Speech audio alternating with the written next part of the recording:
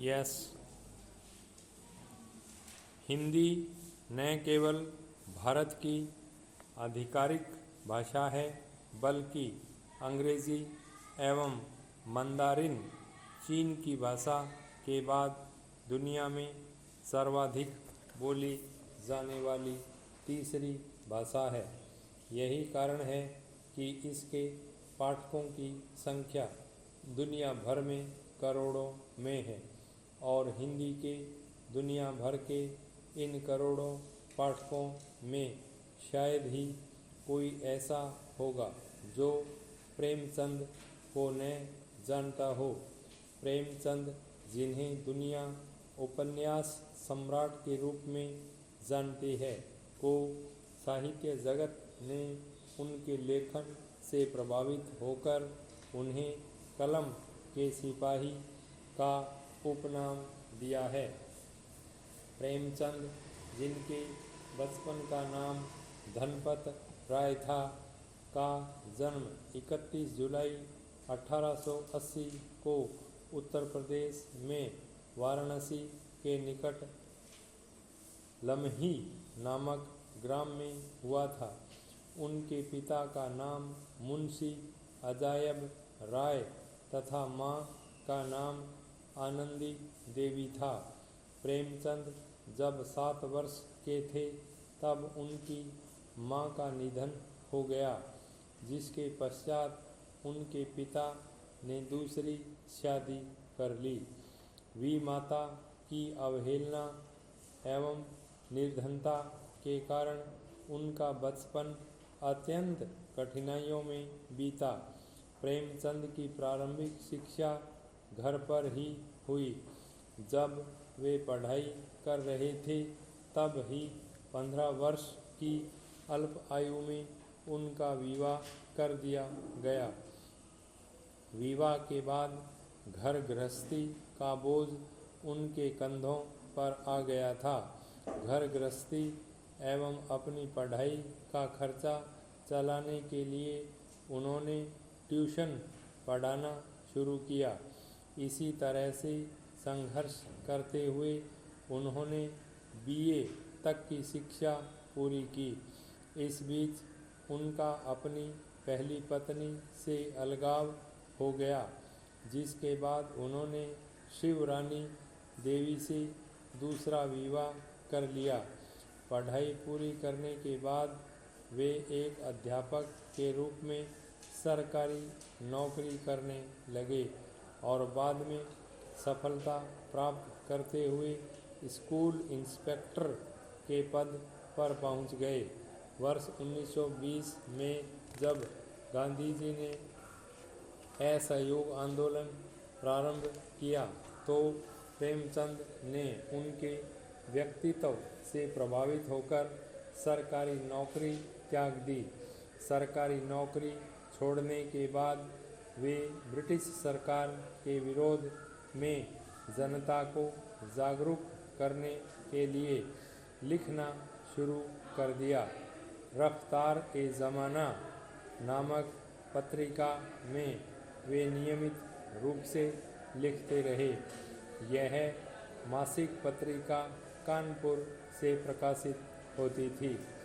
इस कार्य के लिए उन्होंने अपने संपादन में वर्ष 1930 में बनारस से हंस नामक एक पत्रिका का प्रकाशन शुरू किया। आर्थिक अभाव एवं अंग्रेज़ों की गलत नीतियों के कारण विवश होकर इन्होंने इसका प्रकाशन बंद कर दिया। हंस के अतिरिक्त उन्होंने मर्यादा, माधुरी एवं जागरण जैसी पत्रिकाओं का संपादन भी किया। प्रेमचंद पहले नवाब राय के नाम से लिखते थे। जब उनकी कुछ रचनाओं, जिनमें सोजे वतन प्रमुख है, को ब्रिटिश सरकार ने जब्त कर लिया तो उन्होंने प्रेमचंद की छद्म नाम से लिखना शुरू किया। उर्दू में प्रकाशित होने वाली ज़माना पत्रिका के संपादक और उनकी दोस्त दयानारायण निगम ने प्रेमचंद नाम से लिखने की सलाह दी थी। बाद में वे इसी नाम से प्रसिद्ध हो गए।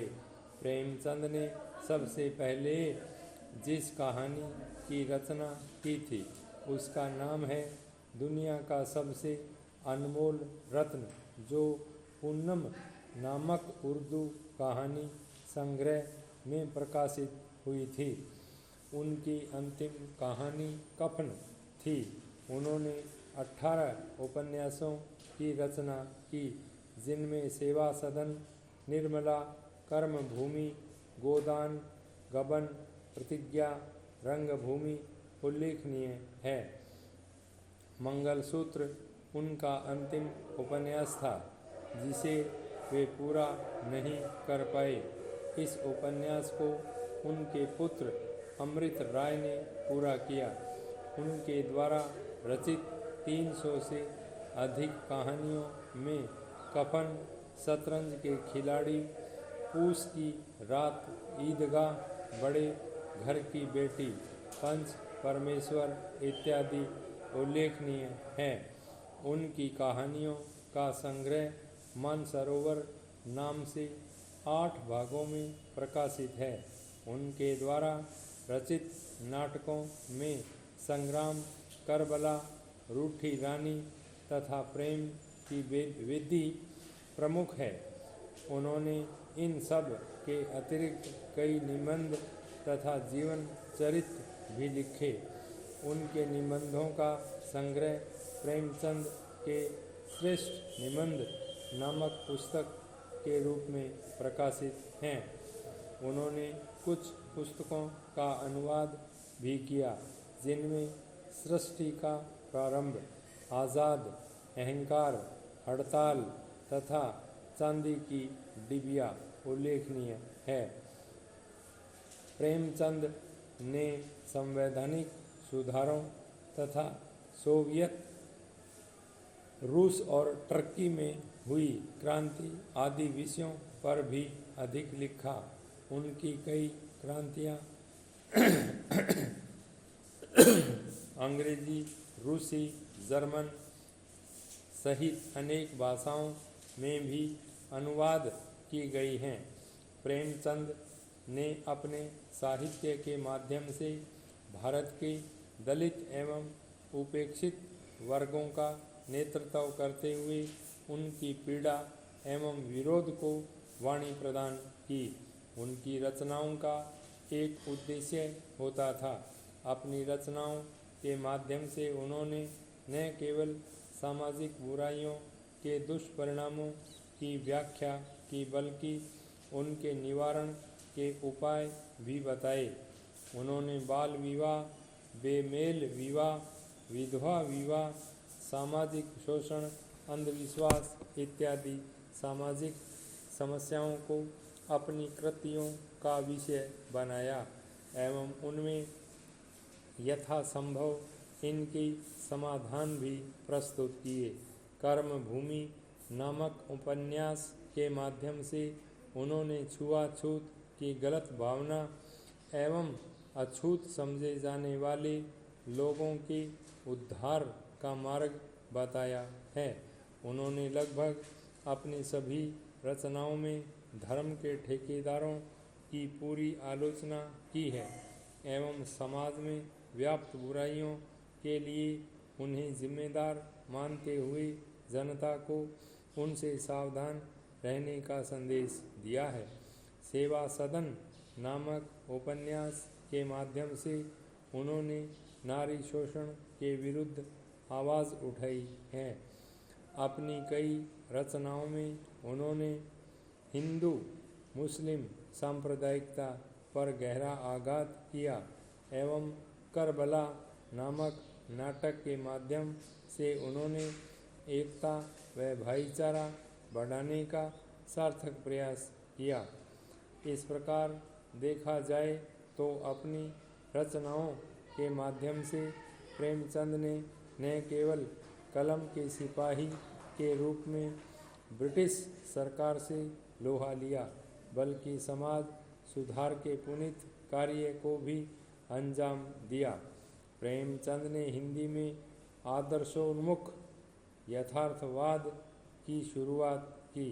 उनके उपन्यास गोदान को यथार्थवादी उपन्यास की संज्ञा दी जाती है, क्योंकि इसके नायक होरी के माध्यम से उन्होंने समाज के यथार्थ को दर्शाया है। गांव का निवासी होने के कारण उन्होंने किसानों के ऊपर हो रहे अत्याचारों को नज़दीक से देखा था, इसलिए उनकी रचनाओं में यथार्थ के दर्शन होते हैं। उन्हें लगता था कि सामाजिक शोषण एवं अत्याचारों का उपाय गांधीवादी दर्शन में है, इसलिए उनकी रचनाओं में गांधीवादी दर्शन की भी प्रधानता देखने को मिलती है। 5 स्टॉप।